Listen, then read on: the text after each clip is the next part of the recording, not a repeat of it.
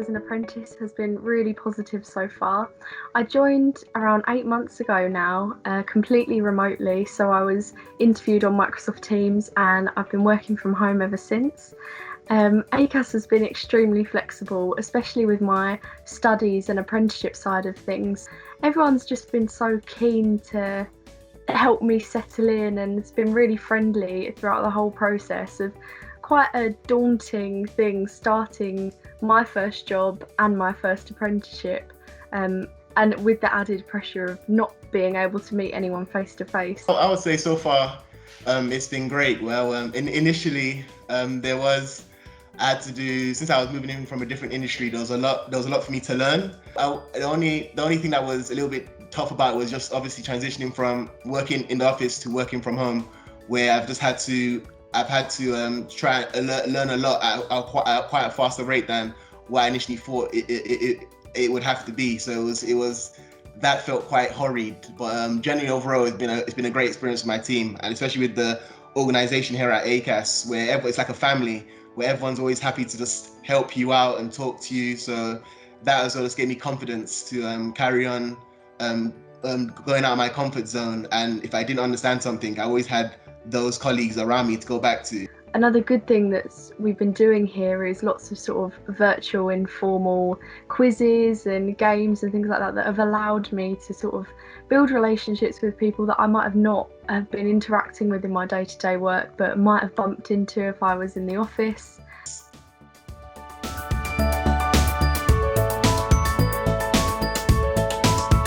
I started in February at Acas last year, and I think I was only in the office for 3 weeks or so I didn't really get to form that strong bond with my colleagues or other members of the service desk team. And they would actually call me once in a while just to see if I need any help. I also had a senior service desk analyst as well they're always available for me to call or email.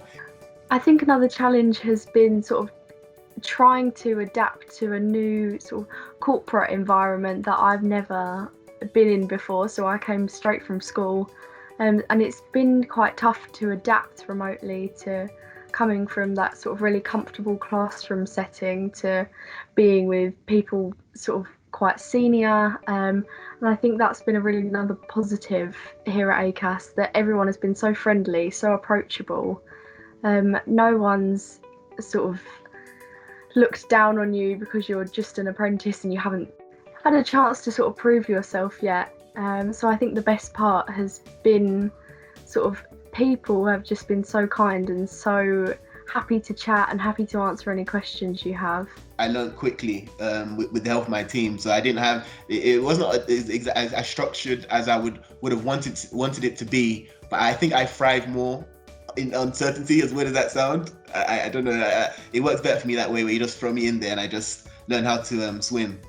For me, I don't take any specific exams. I have a virtual interview, or it is virtual now, in where I would have had sort of a face-to-face, talk through all of my work, talk through the tasks that I've been doing. So usually the consultant, the QA consultant or digital learning consultant will come to the office to see us and to explain things in person or just to find out more about the environment we work in. But we had to move quickly from having set plans for how I would work at the apprenticeship providers base to actually just working strictly from home.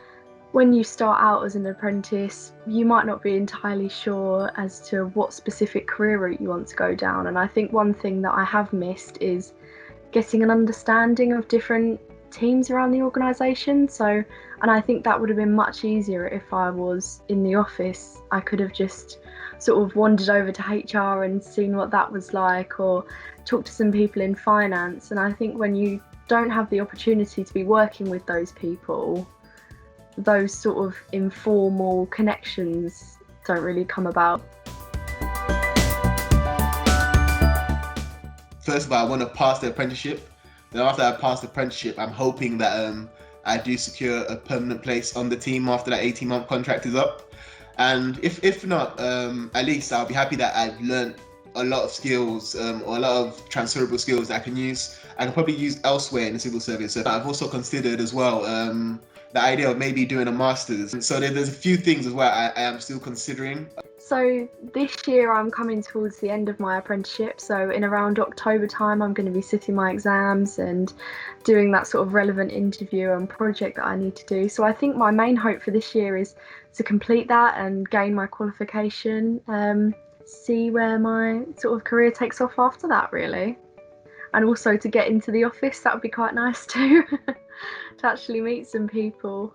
I think a good thing that Acas has been doing for me is saying, oh, there's this networking event for loads of apprentices, you can go and talk to other people, see what they're doing. And that's given me a lot more ideas about sort of different career paths. So at the moment, I want to still stay in the civil service. But in terms of sort of a specific route for me, I'm not too sure yet, but I'm really enjoying my position at the moment, because in business support you get the opportunity to do a bit of finance, do a bit of minute taking, and you get to experience lots of different things. And by seeing tasks that come in when you're, say, supporting someone senior, you are then sort of almost helping them with their work, which then gives you another idea as to things you might want to do. So I think it comes down to, my hope is that I can sort of carry on progressing and just get some new opportunities. I would say, first of all, try and be more proactive. I think that will make people see that you're not just there to do your basic job, but you're also there to try and improve the team. Yeah, I think one of my main top tips is to always ask for help if you need it. I think the whole point of being an apprentice is that you're there to learn, and no one will expect you to know everything immediately. And that's something that I was worrying about when I first started, that I don't know the answer to all of these big questions or what all of these long words mean. And I think no question is a silly question. Everyone's there to help and support you. So I think just keeping that in mind and making sure that you are asking about anything you're unsure of, because people will want to help you with it. Also try and invest in yourself outside of work.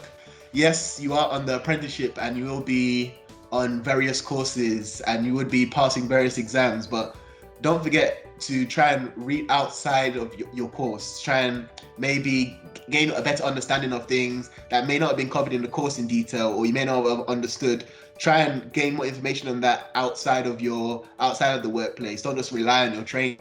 I won't lie to you, I was very anxious starting this role, because I was moving from a totally different industry or field to technology, and it was by joining forums online, reading outside my workplace, reading books, just watching more videos on certain things. I was able to finally become more confident and actually just do my job with more ease. I wasn't as worried or panicky about, oh yeah, I'm not, don't think I can do this. Am I good enough for the job? You question yourself less once you invest in yourself that bit more.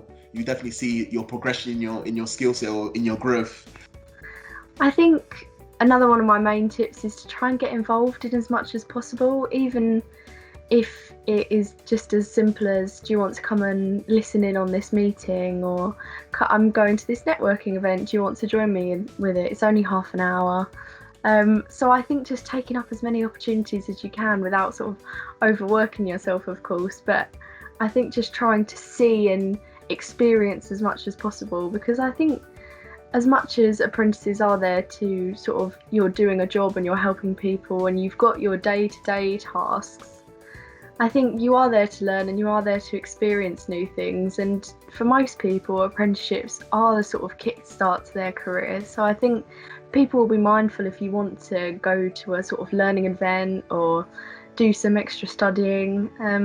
So I think just trying to take on as many of those as you can is a really positive thing.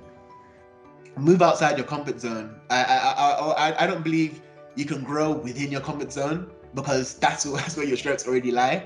So I would say try and move out your comfort zone. For example, I'm not a fan of presenting to people. I wasn't a fan of presenting to people at all. I would stutter or panic. You would see that you see that I'm struggling to get my words out at times, even though I actually know what I'm saying. And that was a fear I had about presenting to people or talking in public. And even though it was nerve-wracking for me, it has developed my ability to communicate now better, to present myself better when the need be. I'd say another tip is to make sure that you always take your sort of allocated study time. So for me, that's 20% a week, which sort of ends up in one day for me. So I make sure that I always take a Friday to make sure that I get those tasks done, because it's easy to fall behind in things like that when you have all these different things to do. So I think time management for that and making sure that you're doing things in an appropriate time will really help you in the long run. It will make everything so much easier for you.